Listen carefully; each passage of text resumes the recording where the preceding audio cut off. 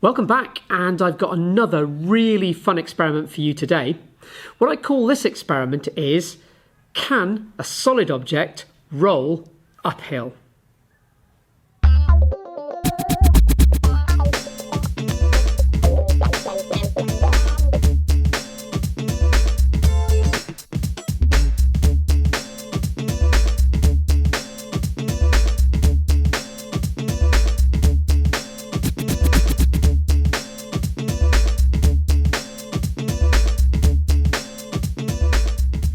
So I've got a fairly simple experimental setup here, just a few pieces of wood. I've used chopped off meter rules.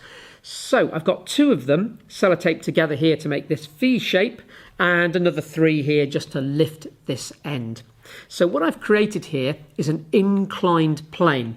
Now there's no trickery at all, and what I've got to do is prove to you that this end is higher than that end. So what I'm going to do is I'm going to put a solid object on it, okay, and this is just a piece of wood, completely solid cylinder shape.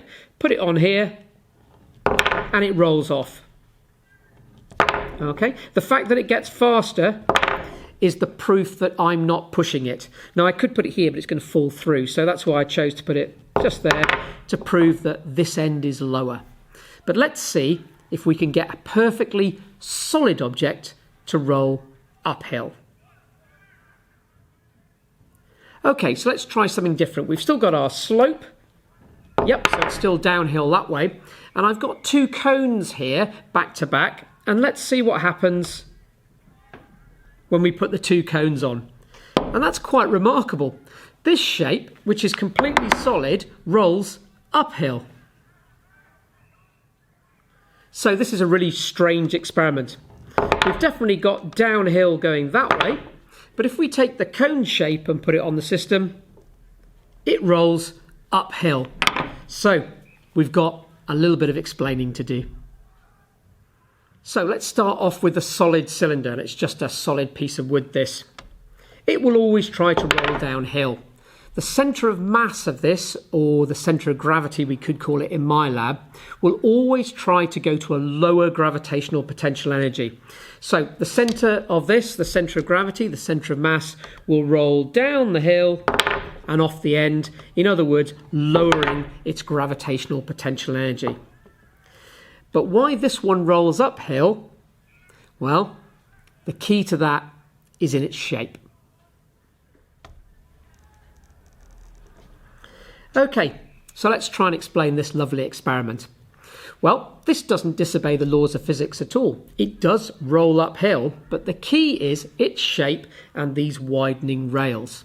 The centre of mass stays in the same point, right in the middle, along the axis here. But as it rolls down, the rails get wider and the cone narrows. So if the cone narrows, can you see it drops down? So even though it appears to be rolling uphill, the centre of mass of this, as this bit rolls up the hill, is actually dropping down. So indeed, it is behaving as we'd expect. It is taking its centre of mass and trying to reduce the gravitational potential energy as much as possible.